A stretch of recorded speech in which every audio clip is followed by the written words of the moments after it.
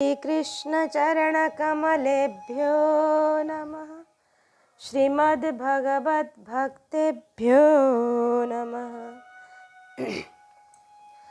गोस्वामी श्री नाभाजी कृत श्री भक्तमाल हम श्रवण कर रहे हैं अभी चतुर्थ खंड, जिसमें श्री तुलसी जी महाराज का दिव्य सुचरित्र श्रवण कर रहे हैं।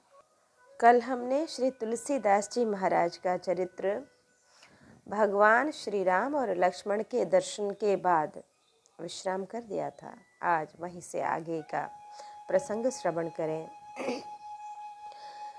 कि चित्रकूट के घाट पर भई संतन की भीड़, तुलसीदास चंदन घिसे तिलक देत रघुवीर। यह दोहा श्री हनुमान जी ने कहा था। उसके उपरांत यह दुआ सुनकर आप अपने परमाराध्य का दर्शन कर देह की सुधि बुद्धि भूल गए। शरीर पुलकायमान हो गया, आंखों से प्रेम की शरिता बहे चली। प्रभु ने पुनः कहा, बाबा मुझे चंदन लगा दो, परंतु यहाँ तो और ही दशा हो रही थी। तुलसीदास यह सुधि नहीं कौन की कहाते आई, कौन काज काके ढिंग कौन ठाऊं को है। तब भगवान ने स्वयं अपने श्रीकर कमल से चंदन लेकर अपने ललाट पर तो तिलक लगा ही लिया और श्री तुलसीदास जी के ललाट पर भी तिलक कर दिया। मानो इसी ब्याज से उन्हें भक्त सम्राट, कवि सम्राट तथा सबका हृदय सम्राट बना दिया। इस प्रकार भक्त वांछा कल्प तरु प्रभु आकुल व्याकुल विहोश पृथ्वी पर प्रभु श्री तुलसीदास जी को दर्शन देकर अंतर्ध्यान हो गए। इस प्रकार भक्त वांछा कल्पतरु प्रभु श्री तुलसीदास जी को दर्शन देकर वे अंतर्ध्यान हो गए। इधर ये प्रभु विरह में अत्यंत आकुल व्याकुल बेहोश पृथ्वी पर पड़े पड़े दिन भर आहें भरते रहे। रात्रि के समय श्री हनुमान जी ने आकर चैतन्य किया और आश्वासन दिया कि आप अधीर न हो, आपको नित्य भगवान के लीला विहार का दर्शन होता ही रहेगा। उस दिन से श्री तुलसीदास जी की भक्ति की महिमा महामहिमा यत्र तत्र सर्वत्र परिव्याप्त हो गई। लोगों को इनके दर्शन से परम शांति मिलती थी। योग मुनि का उद्धार। एक दिन ये श्री कामदगिरी की परिक्रमा करके श्री लक्ष्मण पहाड़ी पर जा रहे थे, तो इन्हें मार्ग में ये एक अत्यंत शुभ्र वर्ण का चंद्रोपम सुंदर सर्प दिखाई पड़ा। इनकी दृष्टि पड़ते ही उस सर्प का संपूर्ण पाप नष्ट हो गया। उसे ज्ञान हो गया कि उसने अत्यंत दीन होकर इनसे प्रार्थना की कि हे मुनिनाथ, आप मुझे अपने कर कमलों से स्पर्श कर मेरा उद्धार कीजिए।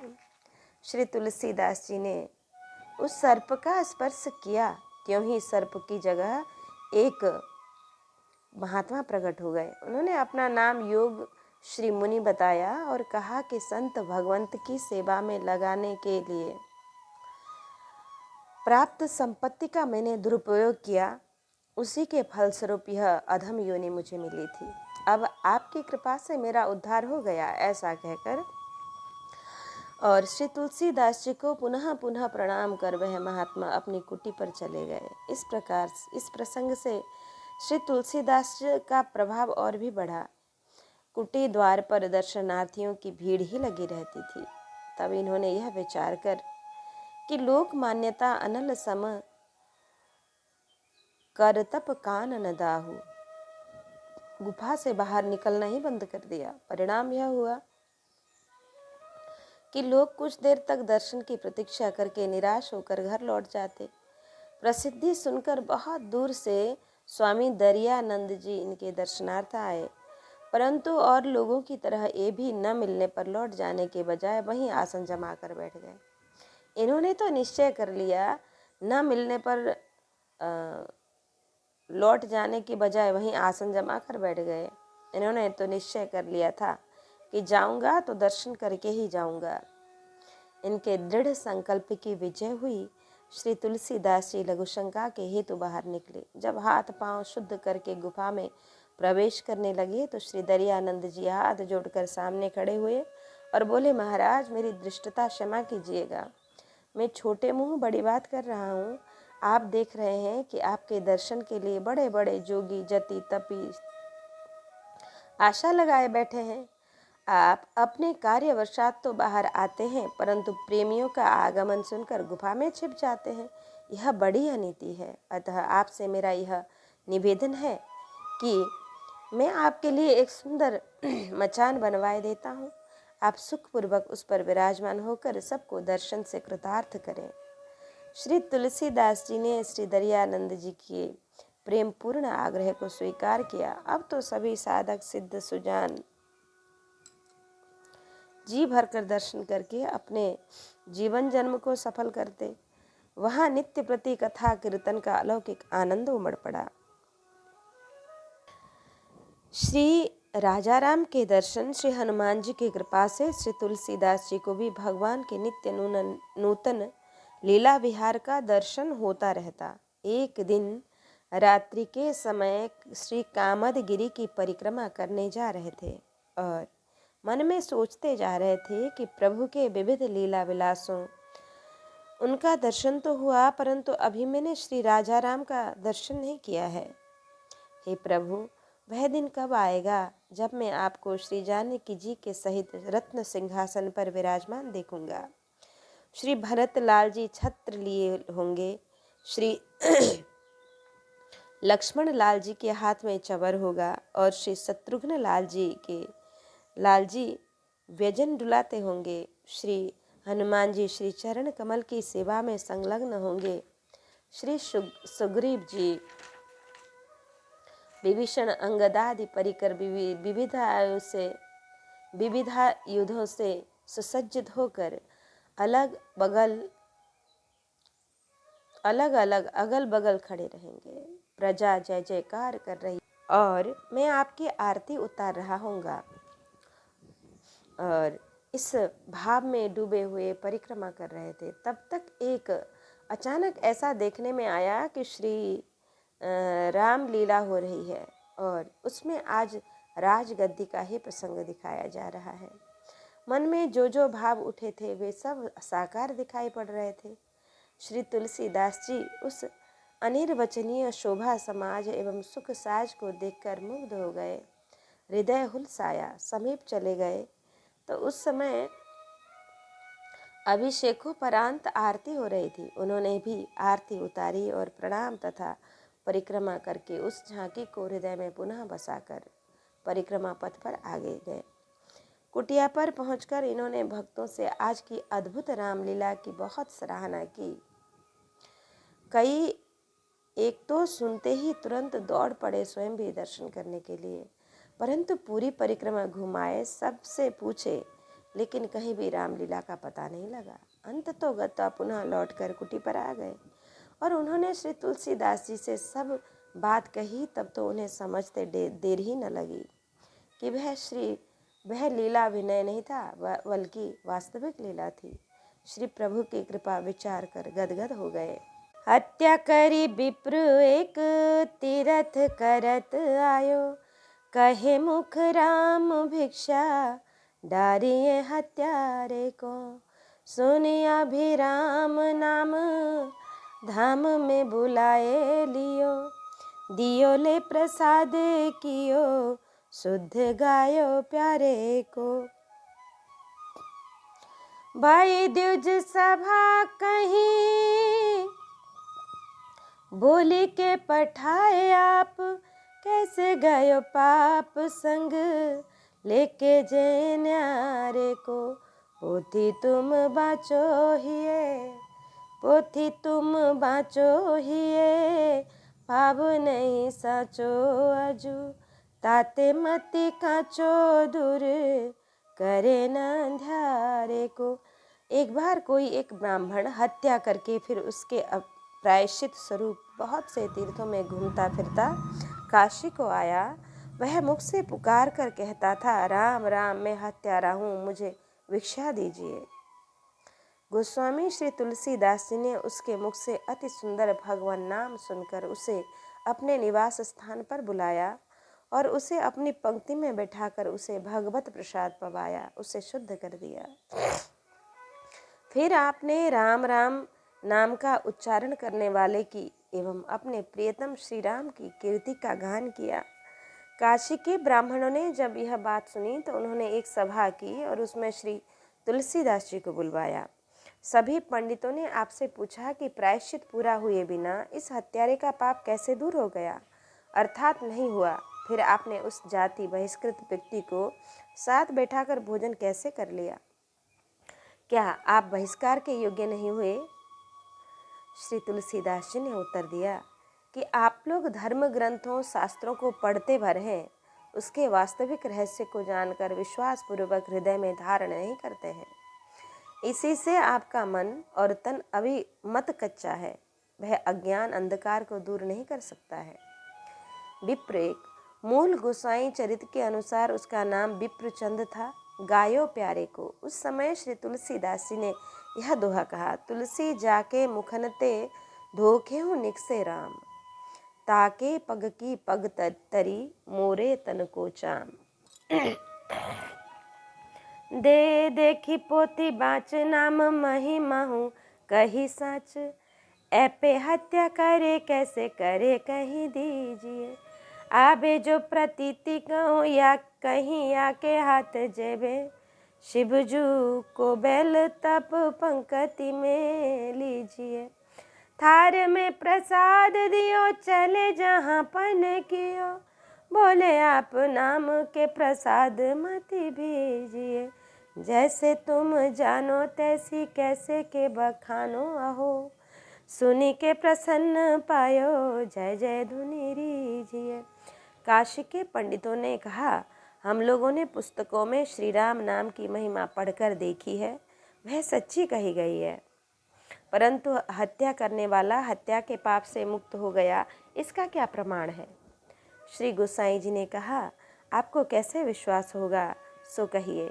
इस पर पंडितों ने कहा, आपके हाथ से यदि श्री शंकर जी का नादिया खा ले तो हम लोग इसे अपनी जाति पंक्ति में ले लेंगे। इस बात को आपने स्वीकार कर लिया और उसे एक थाल में सजाकर प्रसाद दिया। सब लोग काशी में ज्ञानवापी के निकट नंदीश्वर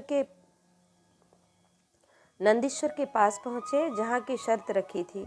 श्री गोसाई जी ने कहा, हे नंदीश्वर, आपकी बुद्धि श्री राम नाम के प्रभाव से सर्वदा सरस रहती है। जिस प्रकार जितनी श्री राम नाम की महिमा को आप जानते हैं, उस प्रकार उतनी महिमा का वर्णन मैं किसी प्रकार से भी नहीं कर सकता हूँ।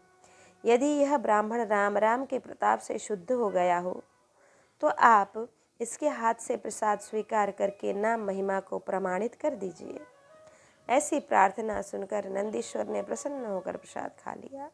सभी लोगों ने रामचंद्र की एवं श्री राम नाम की जय जयकार की और तुलसीदास की नाम निष्ठा पर बलिहार हो गए। व्याख्या महिमा हो कहीं साज। श्री रामेति परम जाप्यम तारकम ब्रह्म संज्ञकम, ब्रह्म हत्यादि पापाग्नि मिति वेद विदो विदु।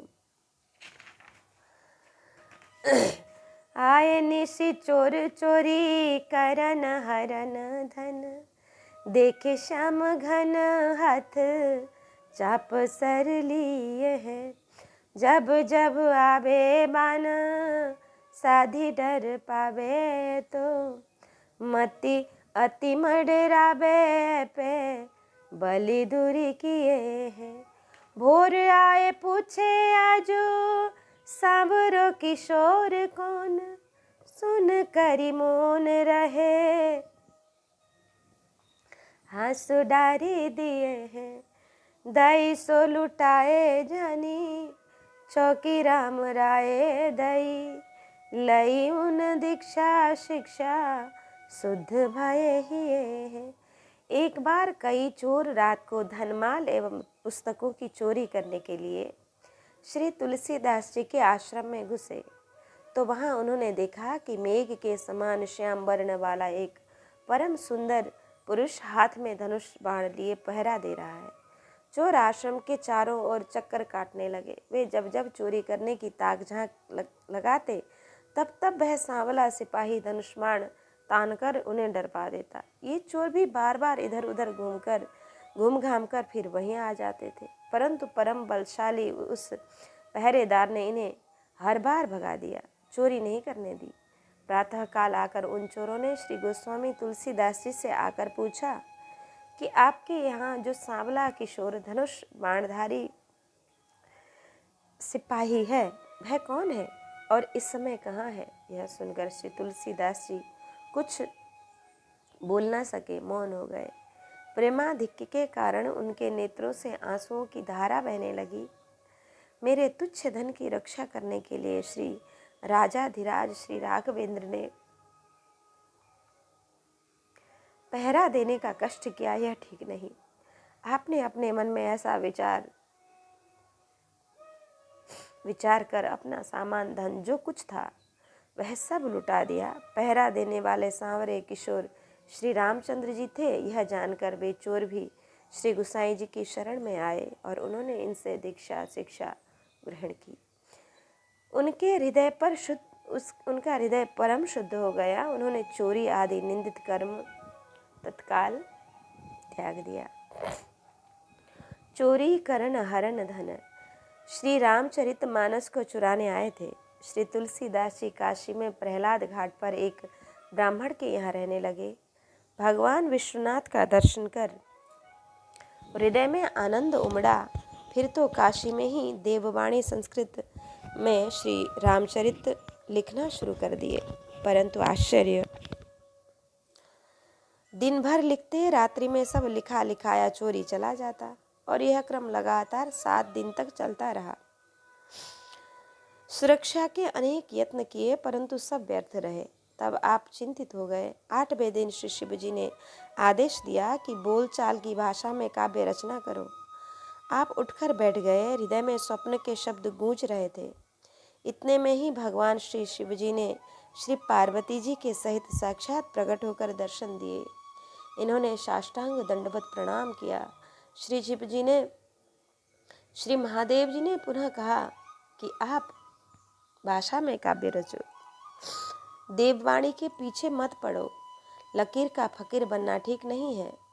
जिससे सबका हित हो वह कार्य करिए तथा श्री हनुमान जी के आदेशानुसार श्री अयोध्या में ही अपना काव्य प्रकाशित करिए। यदि आपको यहाँ यह शंका हो कि मेरा भाषा काव्य यथोचित गौरव नहीं प्राप्त कर सकेगा, मैं आशीर्वाद देता हूँ। मेरे पुण्य प्रसाद से आपकी काव्य कला सामवेद की रचनाओं के समान समादर प्राप्त करेगी। ऐसा कहकर श्री शंभु भवानी अंतर्ध्यान हो गए। श्री तुलसीदास जी श्री शिव जी की कृपा एवं अपने भाग्य की सराहना करते हुए श्री अवध को चल दिए। मानस रचना। जिस दिन महाराणा उदय प्रताप सिंह जी मेवाड़ के सिंहासन पर बैठे थे, उस दिन सभी हिंदू रजवाड़ों में बड़ा उत्सव मनाया गया था। श्री अयोध्या में भी उस उत्सव की धूम मची हुई थी। उसी दिन श्री तुलसीदास जी अवध पहुँचे। वहाँ पहुँचकर सर्वप्रथम श्री सरयू स्नान करके अभी पुलिन में ही विचरण रहे थे कि एक संत समीप आकर अपने आप ही से कहने लगे कि यदि आपको श्री अवधवास करना हो तो श्री हनुमानगढ़ी के समीप एक बड़ा ही रमणीक स्थल है। आप हमारे संग चलकर देख लीजिए। यदि स्थान पसंद आ जाए तो वहीं रहकर भजन साधन करिएगा। श्री तुलसीदास जी ने वहां जाकर देखा कि सचमुच वह पुनीत स्थल समूह बट वृक्षों की अनुपम शोभा से संयुक्त है। उन वृक्षों के बीच में एक विशाल बट वृक्ष है। उसके मूल में सुंदर वेदिका बनी हुई है और उस वेदिका पर एक अग्नि के समान तेजस्वी मुनि सिद्धासन से बैठे हैं। स्थान देखकर इनका मन लुभा गया, अतः वहीं रहने का निश्चय करके उन संत जी के समीप गए तो वे जय जयकार करते हुए अपने आसन से उठ खड़े हुए और प्रणाम करके परिचय पाकर बड़े ही प्रसन्न होकर हाथ जोड़कर बोले, महाराज, मेरे श्री सद्गुरु देव जी परमधाम जाते समय मुझसे कहे थे कि यह परम सिद्ध स्थल है। इन वृक्षों को देवताओं के धनाध्यक्ष श्री कुबेर जी ने लगाया है। तुम यही निवास करना। कुछ दिन बीतने पर यहाँ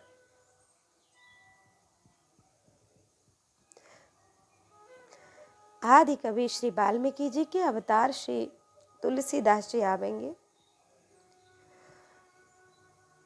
और श्री हनुमान जी की कृपा से श्री राम श्रेयस का वर्णन करेंगे। जब ये वहाँ आवे तो तुम यह कुटी और बगीचा उनको सौंपकर मेरे पास आ जाना। श्री गुरुदेव जी का यह उपदेश मुझे बहुत ही अच्छा लगा। तब से मैं आज तक आपके ही दर्शन की प्रतीक्षा में जीवन धारण कर रहा था। आज मेरे अनंत जन्मों के पुण्य का उदय हुआ है। श्री गुरुदेव जी की कृपा सफलीभूत हुई है। भगवान मेरे अनुकूल हुए हैं जो आपका दर्शन मिला। अब तो आप यहीं विराजमान होकर श्री राम गुणगान करिए। मैं अपने श्री गुरुदेव के पास जाता हूँ। ऐसा कहकर वे सिद्ध मुनि श्री तुलसीदास जी को पुनः प्रणाम कर कुछ दूर जाकर सिद्धासन में बैठ गए और योगाग्नि से अपने शरीर को भस्म कर दिए। भगवान का यह विचित्र विधान देखकर गोसाई जी प्रभु कृपा पर बार बार बलिहार गए और सुखपूर्वक वहीं रहने लगे। दृढ़ संयम के साथ नियमित रूप से भजन पूजन करते हुए 2 वर्ष बीत गए। भगवत इच्छा से संवत 1631 में शुक्ल पक्ष श्री राम नवमी दिन मंगलवार को वे सब शुभ योग, लग्न, वार, तिथि, नक्षत्र आदि एक साथ एकत्रित हुए, जो कि त्रेता युग में श्री राम जन्म के समय में संवेद हुए थे। अतः इसे महामंगलमय मुहूर्त विचार कर मंगल मूर्ति मारुति नंदन श्री हनुमान जी ने प्रातः काल प्रकट होकर विश्व कल्याणार्थ श्री तुलसीदास जी को शुभाशीर्वाद के साथ साथ श्री रामचरितमानस प्रणयन की आज्ञा दी। तत्पश्चात श्री शिव पार्वती, वाणी विनायक, शीश सनकादि, नारद आदि ने प्रकट होकर मंगलमय आशीष प्रदान किया। इस प्रकार शुभाशीषों से अभिषिक्त होकर श्रीमद् गोस्वामी श्री तुलसीदास जी ने सबकी वंदना करके सर्वजन सुखाय सर्वजन हिताय श्री रामचंद्र मानस लिखना प्रारंभ किया। संबत 1631 करो कथा हरिपद धरि सीसा, जेहि दिन राम जन्म श्रुति गा वही तीरथ सकल जहाँ, तहाँ चलिया वही नौमी भौम बार मधुमासा, अवधपुरी यह चरित प्रकाशा। 2 वर्ष 7 महीना 26 दिन के बाद संबत 1633 अगहन सुदी पंचमी मंगलवार को श्री राम विवाह के दिन यह ग्रंथ रत्न पूर्ण हुआ। देवताओं ने हर्षित होकर जय जयकार किया और फूलों की वर्षा की। श्री गणेश जी ने प्रकट होकर अपनी दिव्य लेखनी से श्री रामचरितमानस की 5 प्रतियां लिखीं और उन्हें देवलोक ले गए। मानस अपने नामानुरूप सबके मानस में बस गया। सभी ने पूज्य कवि की वंदना की। बंदहु तुलसी के चरण जिन कीन्हो जग काज, कलि समुद्र डूबत लख्यो प्रगटे सप्त जहाज।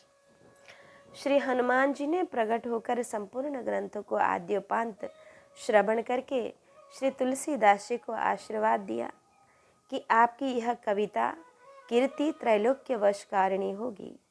उन्हीं दिनों श्री अवध में श्री मिथिलापुरी के सुप्रसिद्ध संत श्री रूपारुण स्वामी आए थे। वे सदा मिथिलेश जी के भाव में मग्न रहते थे। जगत जननी श्री जानकी जी में उनका पुत्री भाव था। एक दिन वे श्री तुलसीदास जी का दर्शन करने आए तो उन्हें परम अधिकारी जानकर श्री गुसाई जी ने सर्वप्रथम श्री रामचरितमानस का एक पारायण उन्हीं को सुनाया। इसके बाद तो दिन दूना रात चौगुना मानस का प्रचार होने लगा। संडिली के श्री नंदलाल स्वामी के शिष्य श्री दयाल दास जी श्री रामचरितों की एक प्रतिलिपि करके ले गए और उन्होंने अपने श्री गुरुदेव को सुनाया और श्री यमुना तट पर 3 वर्ष तक महाभागवत श्री रसखान जी को सुनाया। उनके बाद बहुत सी प्रतिलिपियां लोगों ने कर ली। स्वयं गुसाई जी ने भी कई प्रतियां लिखी। मानस महिमा। भगवान श्री सीताराम जी की आज्ञा से श्री तुलसीदास जी अयोध्या से काशीपुरी आए और भगवान श्री शिव पार्वती जी को रामचरितमानस का एक पारायण सुनाए तथा ग्रंथ के संबंध में श्री शिव जी की सम्मति जानने के लिए एक पाठ समाप्त करके पोथी को रात्रि में श्री शिवलिंग के समीप ही रख दिए। काशी में इस बात का प्रचार हो गया। अतः प्रातःकाल जब पट खुला तो यह जानने के लिए कि श्री शिव जी ने क्या लिखा है, काशी वासियों की भीड़ लग गई। सब लोगों ने देखा कि ग्रंथ पर दिव्य अक्षरों में सत्यम शिवम सुंदरम लिखा हुआ है तथा उसी समय सबको सुनाकर यही आकाशवाणी भी हुई। फिर तो काशीवासी बड़े ही प्रभावित हुए। सर्वत्र श्री तुलसीदास जी की जय जयकार होने लगी। परंतु एक और जहाँ सब लोग इस शुभ संवाद से हर्षोल्लसित हो रहे थे, वहीं दूसरी ओर यंत्र मंत्र करके ढोंग धतुरों से जीविका चलाने वाले पाखंडी पंडितों का एक समुदाय बड़ा चिंतित हो जाएगा। सब लोग इसी के पाठ पारायण से अपना अभिष्ट सिद्ध कर लेंगे, फिर हमें कौन पूछेगा। अतः पंडित लोगों ने दल बांधकर ग्रंथ की निंदा करना शुरू कर दिया कि यह तो भाषा ग्रंथ है, इससे कुछ होने जाने का नहीं। भाषा का मूल तो संस्कृत है, भाषा तो शाखा है, आदि आदि। बात बढ़ते बढ़ते श्री तुलसीदास जी के समीप पहुंची। तब आपने उस समय पंडितों को यह कहकर उत्तर दिया कि भाषा शाखा है, सही सुरवानी है मूल। मूल रहता है धूल में, शाखा में फल फूल। का भाषा का संस्कृत, प्रेम चाहिए सांच। काम जो आबे कामरी, काले करिए कुमाच। चोरों को राम दर्शन। जब पंडितों का यह प्रयत्न व्यर्थ गया तो ग्रंथ को चुराने का षड्यंत्र करने लगे। काशी के नामी ग्रामी चोर निधुआ और सिखुआ को कुछ द्रव्य का लोभ देकर चोरी करने के लिए भेजे। परंतु रात्रि के सुनसान में जब वे कुटी पर आए तो देखते हैं कि एक श्याम वर्ण और एक गौर वर्ण के किशोरावस्था के दो बड़े ही सुघर सलोने धनुर्धर बड़ी सतर्कता से कुटी का पहरा दे रहे हैं। चोरों ने बहुत दाम घात लगाई, परंतु उनकी एक न चली। जब भी जिधर भी गए उन्हें युगल कुमार धनुष्मान ताने दिखाई पड़े। चोर आए थे पुस्तक की चोरी करने, खुद उन्हीं की चोरी हो गई। कहावत है, चौबे गए छब्बे होने और हो गए दुबे। चोरों ने कुछ देर तक तो चोरी का उपाय किया, परंतु बाद में तो युगल कुमारों का दर्शन मात्र उनका प्रयोजन रह गया। प्रातः होते ही चोर घर चले गए, परंतु घर पर उनका मन नहीं लगा। कुमारों को देखने की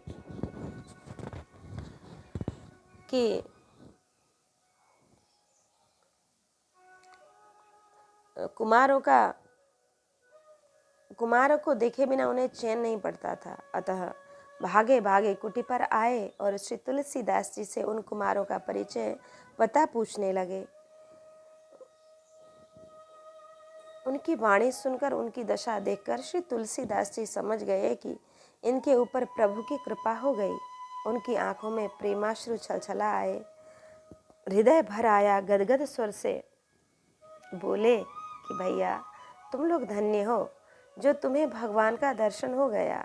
जब चोरों को यह मालूम हुआ कि वे राजकुमार तो भगवान थे, श्री राम लक्ष्मण थे, अहो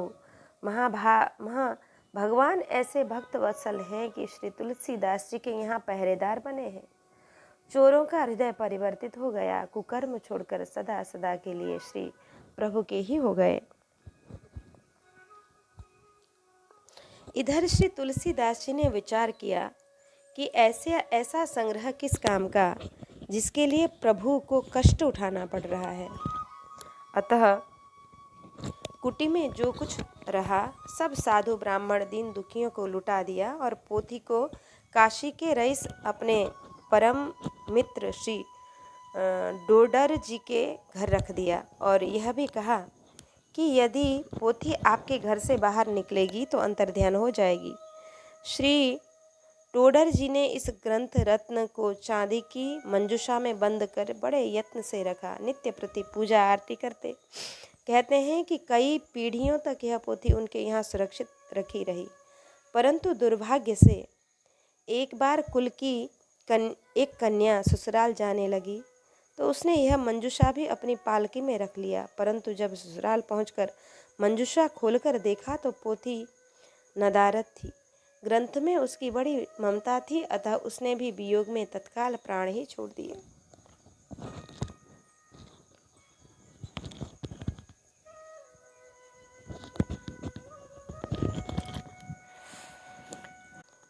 कियो विप्रतन त्याग तिया चली, संग लागी दूर ही ते देखी, कियो चरण प्रणाम है। बोले यूं सुहागवती, मर्यो पति हो सती, अब तो निकसी गई, ज्याऊं से वो राम है। बोली के कुटुंब कही, जो पे भक्ति करो सही, गही तब बात जिब दियो अभिराम है। भय सब साधु व्याधि, मेटिले बिमुख ताकी, जाकी बास रहे तो न सुझे श्याम धाम है। एक बार एक ब्राह्मण का देहांत हो गया। उसकी पत्नी उसके साथ सती होने के लिए चली जा रही थी। श्री गोस्वामी तुलसीदास जी अपनी कुटी के द्वार पर बैठे हुए भजन कर रहे थे। उस स्त्री ने उन्हें दूर से ही देखा तो फिर समीप आकर इनके चरणों में सप्रेम प्रणाम किया। आपने उसे आशीर्वाद देते हुए कहा, सौभाग्यवती हो। उसने कहा, महाराज जी, मेरे पति का स्वर्गवास हो गया और सती होने के लिए स्मशान घाट जा रही हूँ, तब इस आशीर्वाद का क्या अर्थ होगा? गोसाई जी ने कहा, अब तो मेरे मुख से आशीर्वाद निकल चुका है। अपने पति के सहित तुम और तुम्हारे घर के सभी लोग यदि भगवान राम का भजन करें तो मैं तुम्हारे मृतक पति को जीवन दे सकता हूँ। तब उस स्त्री ने अपने सभी कुटुंबियों को बुलाकर कहा, यदि आप लोग सभी सच्चे हृदय से श्री राम भक्ति करने की दृढ़ प्रतिज्ञा करें तो यह मृतक मेरा पति जीवित हो जाएगा। सभी ने सादर स्वीकार कर लिया और श्री राम नाम संकीर्तन करने लगे। गोसाई जी ने उसे तुरंत सुंदर भक्तिमय जीवन दान कर दिया।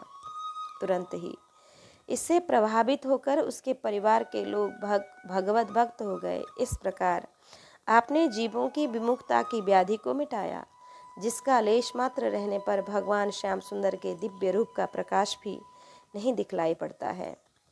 दिल्ली पति पात साहदी पठाए लेन, ताको सो गुना सुनायो सुबे विप्र जायो जानिए।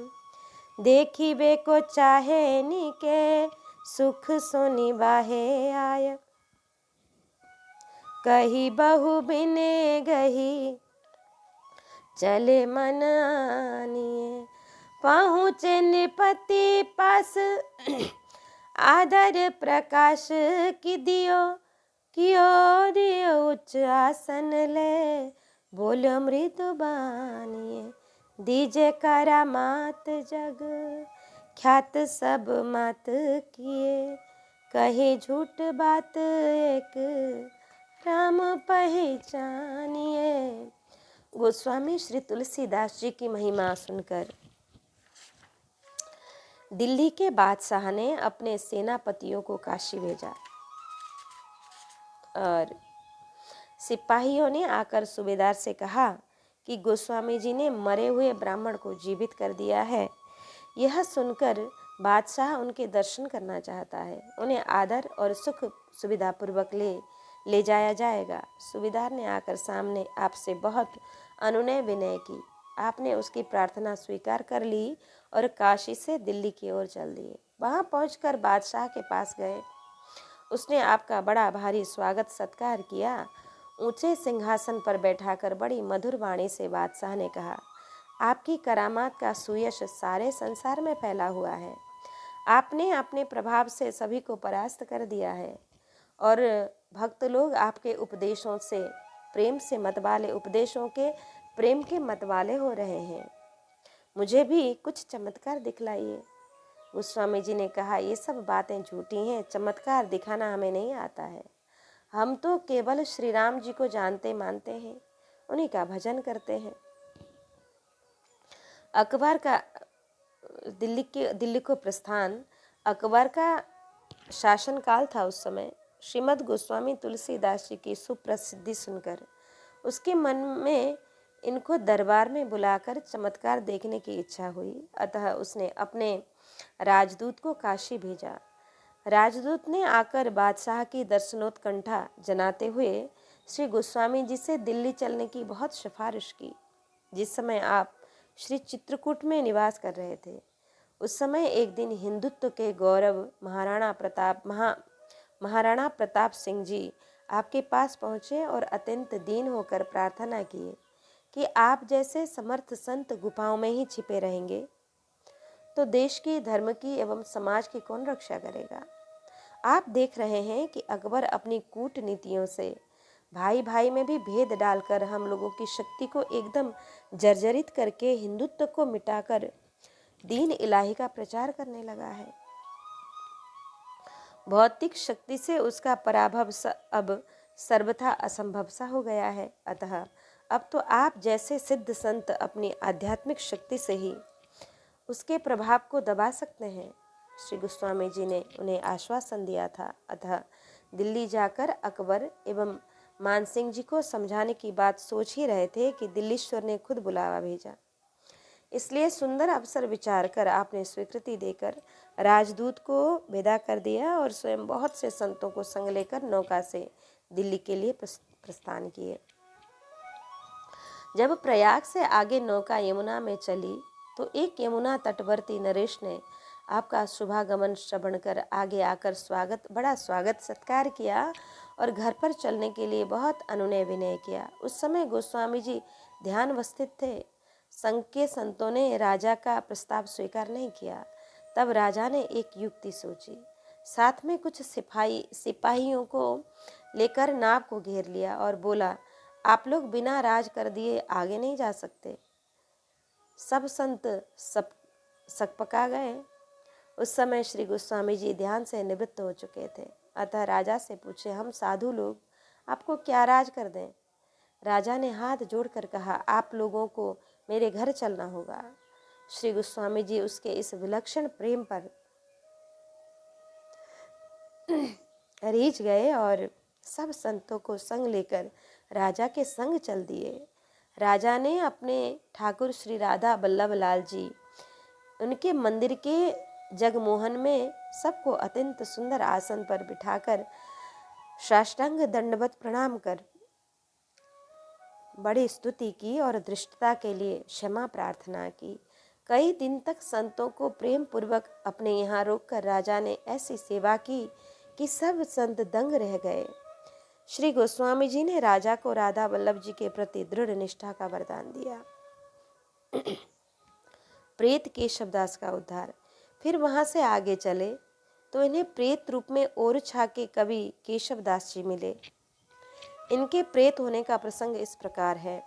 वृद्धावस्था आ जाने पर केशवदास एवं उनके और भी कई एक अंतरंग मित्रों ने, जिनमें एक वेश्या भी थी, आपस में विचार विमर्श किया कि अब हम लोगों के मरने का समय आ गया है। कोई आज मरेगा और कोई कल, तथा मरकर भी स्वर्ग जाएगा और कोई नरक जाएगा। सबका एक दूसरे से वियोग हो जाएगा। अतः कोई ऐसा उपाय करना चाहिए कि जिसमें हम लोग मरे भी तो एक साथ एवं मरकर भी साथ रहें एक साथ। अंततो गत्वा सब ने प्रेत यज्ञ किया, जिसमें अत्यंत प्रज्वलित अग्नि में एक साथ आत्मदाह करके सबके सब प्रेत हुए। श्री केशवदास जी ने यद्यपि श्री तुलसीदास जी से स्पर्धा करके श्री रामचंद्र चंद्रिका ग्रंथ की रचना की थी, परंतु कैसे भी उन्होंने भगवद यश ही गाया था। अतः उसी के पुण्य प्रताप से प्रेत योनि में भी श्री तुलसीदास जी के दर्शन हुए। श्री गोस्वामी जी ने इन्हें श्री रामचंद्र चंद्रिका सुनाने को कहा। केशवदास ने कहा, मैं असमर्थ हूँ। तब गोसाई जी ने कृपा करके कुछ रामचरित सुनाया। उससे उन्हें श्री रामचंद्र चंद्रिका का स्मरण हो आया। तब उन्होंने संपूर्ण ग्रंथ सुनाया। भगवत गुणगान के प्रभाव से तथा श्री गोस्वामी जी की कृपा से उनका भी उद्धार हो गया। कन्या को पुत्र रत्नदान। विंध्याचल की तराई के दो राजा एक बार तीर्थ यात्रा करने के लिए निकले थे। संयोग से किसी तीर्थ में दोनों का मिलन हो गया और इसके बाद दोनों ने संग संग यात्रा की। इनमें परस्पर प्रगाढ़ प्रेम हो गया। तब दोनों ने अपने इस प्रेम संबंध को अत्यंत दृढ़ करने के लिए यह निश्चय किया कि यदि हम में से एक के पुत्र एवं एक की पुत्री हुई तो उनका आपस में विवाह कर देंगे। यात्रा पूर्ण करके दोनों घर लौटे। कुछ दिन बाद एक राजा के यहाँ कन्या का जन्म हुआ। अब आवश्यक हो गया कि दूसरे राजा के यहाँ पुत्र का जन्म हो, परंतु यह सब अपने वश की बात नहीं है। दूसरे के यहाँ भी कन्या ही जन्मी, लेकिन संबंध के लोभ से उस राजा ने अपनी कन्या को भी पुत्र कहकर प्रसिद्ध किया और किसी ने इस रहस्य को जाना तो उसे द्रव्यादि देकर अपने पक्ष में कर लिया। कुछ दिन बीतने पर छोटी अवस्था में ही बड़ी धूमधाम से विवाह हुआ, परंतु जब कन्या विदा होकर ससुराल आई तो मालूम हुआ कि यह भी लड़की है। तब उसने अपने पिता को चिट्ठी लिखी। कन्या का पिता वर के पिता से अधिक प्रभावशाली था। उसे इस बात का बड़ा रंज आया कि मेरे साथ इन्होंने बहुत बड़ा धोखा किया। अतः वह अपनी कन्या को तो घर ले ही आया, उस राजा के राज्य पर भी अधिकार कर लिया। वह राजा भाग कर परिवार सहित वन में रहने लगा, परंतु कन्या के पिता ने वहां भी पीछा नहीं छोड़ा। एक दिन बहुत बड़ी सेना लेकर जंगल में ही डेरा डाल दिया। संयोग की बात, श्री गोस्वामी जी उसी मार्ग से जा रहे थे। जब यह पता वर के पिता को लगा तो वह श्री गोस्वामी जी के चरणों में पड़कर बहुत रोया। तब आपने दया करके उसकी कन्या को पुरुषत्व प्रदान करने के लिए रामचरितमानस का नवान्न पारायण किया। पाठ विश्राम होते ही वह कन्या पुत्र रूप में परिणत हो गई। सब लोगों ने श्री तुलसीदास जी, श्री रामचरितमानस एवं श्री सीताराम जी का जय जयकार किया। उसी समय कन्या का पिता फौज लेकर चढ़ आया, परंतु जब निकट आया तो श्री तुलसीदास जी का दर्शन करते ही उसकी बैर बुद्धि जाती रही। श्री गोस्वामी जी ने पुनः दोनों में मैत्री करा दी। अपनी कन्या को दिव्य वर की प्राप्ति से राजा को बड़ा संतोष हुआ। दिल्ली में चमत्कार। श्री तुलसीदास जी वहां से चलकर 5वें दिन दिल्ली पहुंचे। अकबर बादशाह ने आपका बड़ा आदर सत्कार किया था। सभा में सर्वोच्च आसन प्रदान किया और विनम्रता पूर्वक बोला, आपने मृतक पुरुष को जीवन प्रदान किया है और नारी को नर बना दिया है। आपके बड़े बड़े चमत्कार सुनने में आते हैं, अतः आप मुझे भी कोई करामात दिखाइए। श्रीमद् गोस्वामी तुलसीदास जी ने सहज भाव से कहा, हम तो एक श्री सीताराम जी को छोड़कर और कुछ नहीं जानते। करामात दिखाना मेरा काम नहीं है। बादशाह ने बहुत आग्रह किया, परंतु आप तो एकदम इनकार कर गए। देखे राम कैसो कही कैद किए ही, हुजिए कृपाल हनुमान जु दयाल हो। ताहि समय फैली गए कोटि कोटि कपि नए, लोचे तन खोचे चीर भयो यूं बिहाल है। फोरे कोट मारे चोट किए डारे लोट पोट, लीजे कौन ओट जाए मानो प्रलय काल हो। तब भाई आंखें दुख सागर को चाखें, अब बेई हमें राखें भाखें वारो धन माल हो। कि श्री तुलसीदास जी के उत्तर को सुनकर बादशाह ने कहा, तो अपने राम को ही दिखला दो, मैं देखूं कि तुम्हारे राम कैसे हैं। यह कहकर उसने इन्हें कारागार में बंद कर दिया। तब आपने अपने हृदय में श्री हनुमान जी का ध्यान करते हुए उनसे प्रार्थना की कि प्रभु, आप दया सागर हैं, मुझ दास पर कृपा कीजिए। प्रार्थना करते ही उसी समय करोड़ों करोड़ नए नए आकार प्रकार के रंग रूप वाले वानर प्रकट हो गए। नगर भर में सर्वत्र लोगों के शरीर को नोचने खरोचने लगे। बेगमों के वस्त्रों को भी चीरने फाड़ने लगे। इस प्रकार सभी लोगों की बुरी हालत हो गई। वानरगण किले को तोड़ने और फोड़ने लगे। उसके उसके पत्थरों से लोगों को घायल करने लगे। इस मार से सभी लोटपोट हो गए। किसी को यह नहीं सोचता था कि अब किसकी ओट लें, कैसे प्राण बचावें। लोगों ने समझ लिया कि प्रलय काल आ गया है, हम लोग नहीं बचेंगे। यह उपद्रव देखकर बादशाह की आंखें खुली। उसे अपार दुख का अनुभव हुआ। तब वह कहने लगा कि अब तो श्री तुलसीदास जी ही हमारी रक्षा कर सकते हैं। मैं अपना संपूर्ण धनमाल उन्हीं पर न्यौछावर करता हूँ। होजिए कृपाल, हनुमान जी दयाल हो। उस समय श्री गोस्वामी जी ने श्री हनुमान जी की प्रार्थना करते हुए यह पद गाया था। ऐसे तो ही न बूझिए हनुमान हठीले, साहेब कहूँ न राम से तो सो न उसीले। देखें देखत तेरे देखत सिंह के शिशु मेढक लीले, और जानत हो कलि तेरे उमानो गुणगन कीले। आँख सुनत दस कंध के भय बंधन ढीले। सो बल गयो किधो भय अब गर्भ गहीले। सेवक को पर्दा फटे तू समरथ सीले। अधिक आपते आपनो सुनिमान सहीले। सांस ही तुलसीदास की सुनि सुजन तुहिले। तिहु काल तिनको भलो जे राम रंगीले। आपकी प्रार्थना सुनते ही श्री हनुमान जी 10,000 बंदरों को लेकर आ गए। ये वे बंदर थे जिन्हें लंका के युद्ध में मनमाना उत्पात करने को नहीं मिला था। अतः इस बार श्री हनुमान जी ने उन्हें छूट कर दी और स्वयं श्री तुलसीदास जी के पास बैठकर सत्संग करने लगे। बंदरों ने ध्वंस प्रारंभ कर दिया। बेगम को पट फार्यो मगन भई सब बाम। हाहाकार मच्यो महल पटिक्यो नृपति धड़ाम। आए पाए लिए तुम दिए हम प्राण पावे। आप समझाए करा मात ने को लीजिए। लाज दबी गयो नृप तब राखी लयो कहो। भयो घर राम जू को बेगी छोड़ी दीजिए। सुनी तजी दयो और कर्यो लेके कोट नयो। अब हुन रहे कोहु बामे तन छीजिए। काशी जाए वृंदावन आए मिले ना भाजु सो। सुनियो हो कबित जी निज रिझिमति भीजिए। बानरों के भयंकर उपद्रव से भयभीत दिल्ली का बादशाह तुलसीदास जी के पास आया और उनके चरणों में गिरकर बोला कि अब तो आप हमें प्राणदान दीजिए। आपके बचाने से ही हम लोग बच सकेंगे। अब तो आप नहीं तो नहीं।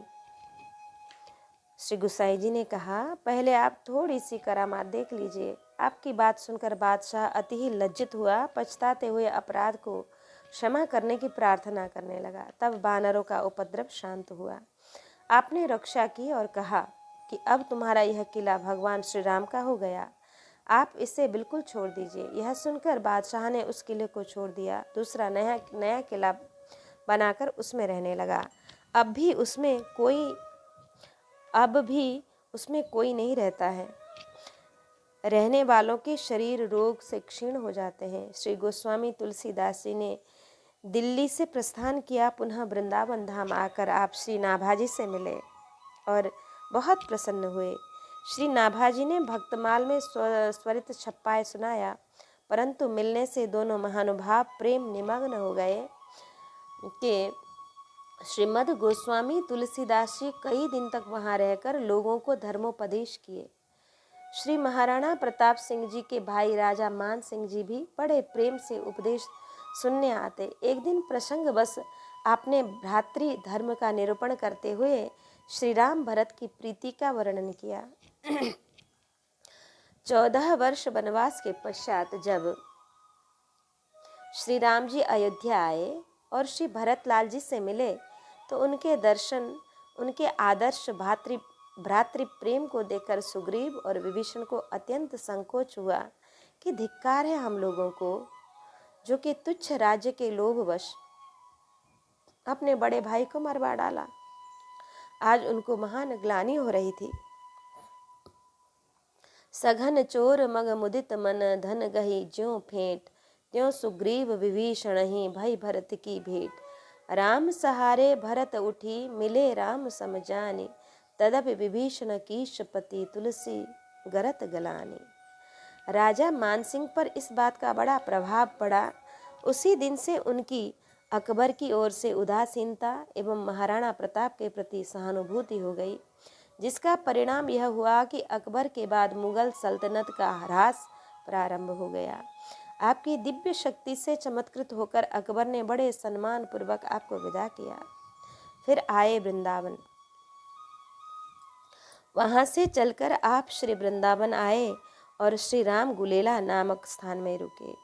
श्री वृंदावन में उन दिनों श्री भक्तमाल के रचयिता श्री नाभाजी भी आए हुए थे, ज्ञान गुदड़ी में रुके हुए थे।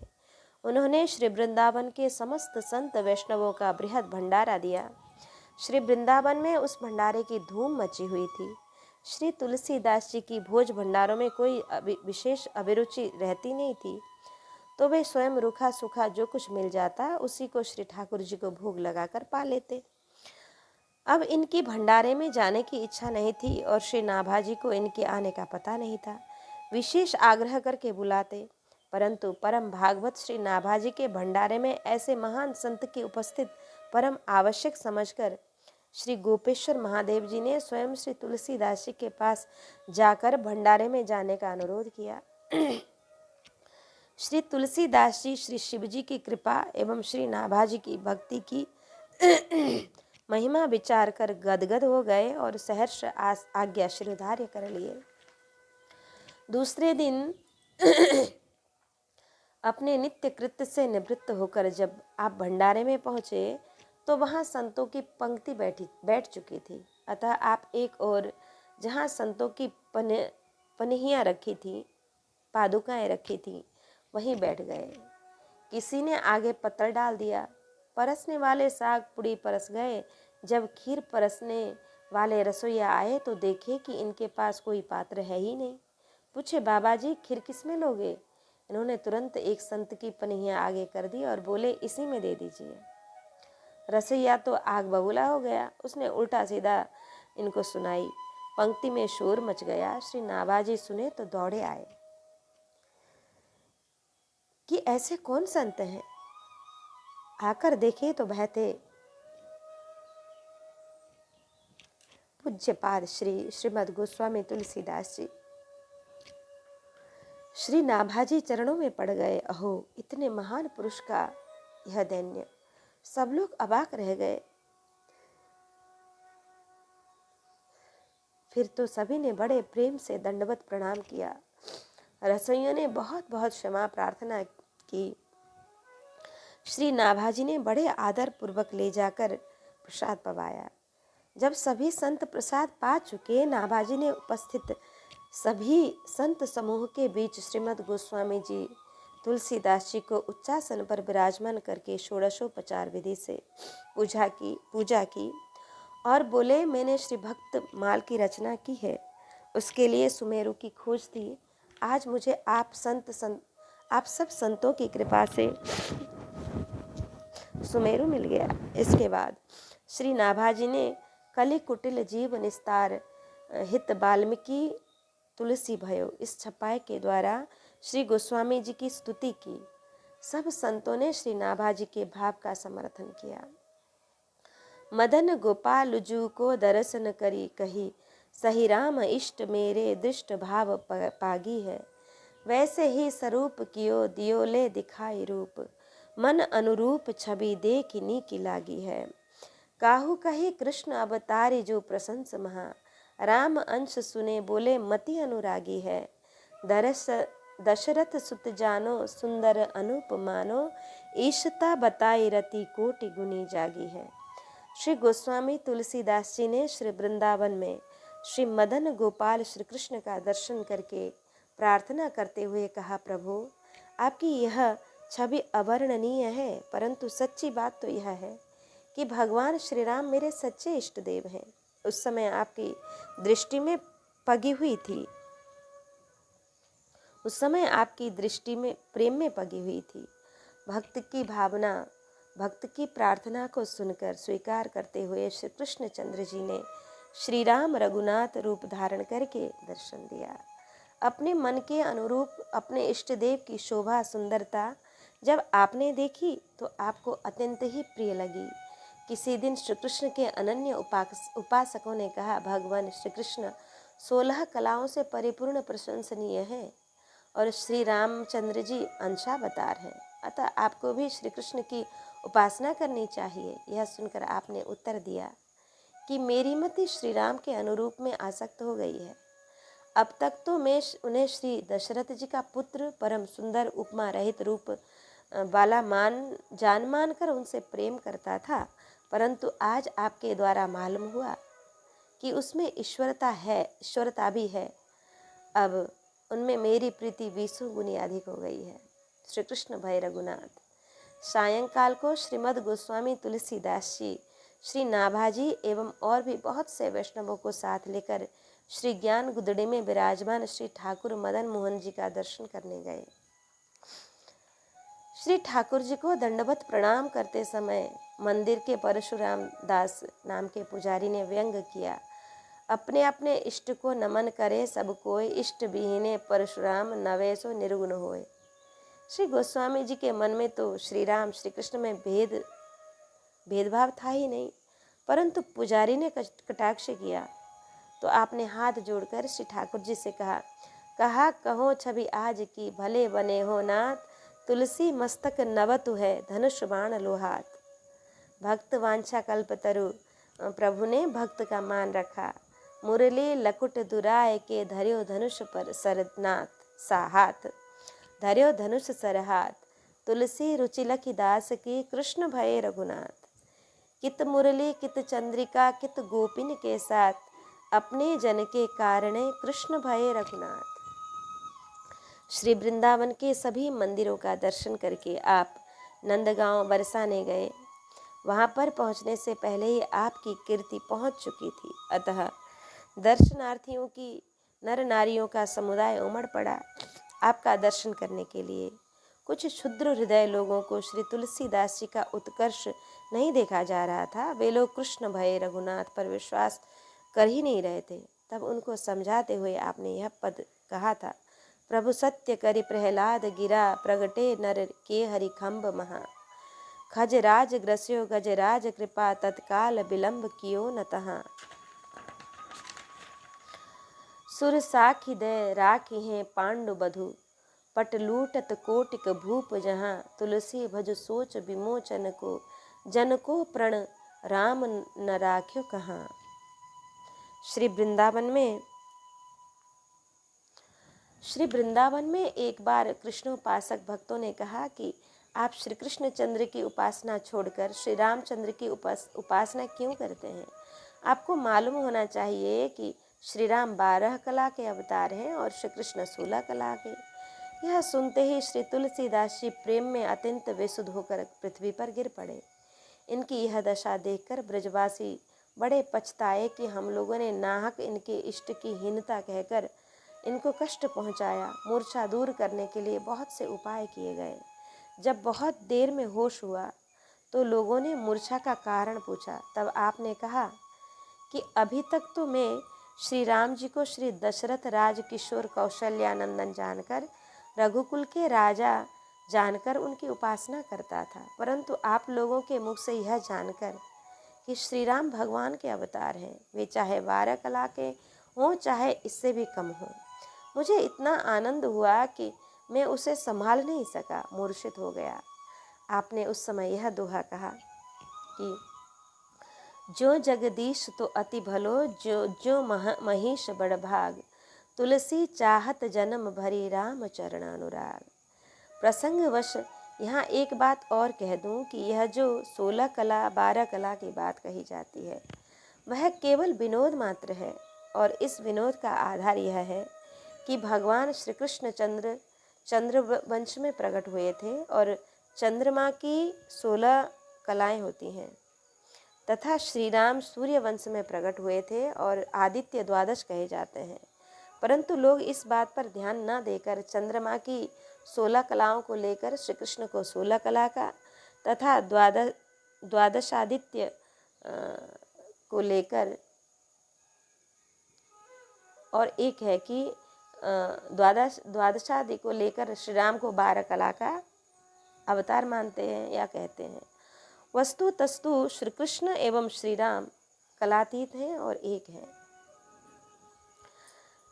स्वयं भगवान है और कृष्णस्तु भगवान स्वयं, रामस्तु भगवान स्वयं। नंद सुबन दशरथ कुंवर उभय एक सरकार, नारायण जो दो कहे सो अविवेक विचार। श्रीमद् गोस्वामी तुलसीदास जी के इस विशुद्ध माधुर्य को देखकर कृष्णोपासक चकित हो गए थे। इस प्रकार आज श्री तुलसीदास जी का प्रसंग यहाँ पर विश्राम लेते हैं। अगली कड़ी में फिर श्री तुलसीदास जी महाराज का ही चरित्र को आगे बढ़ाएंगे।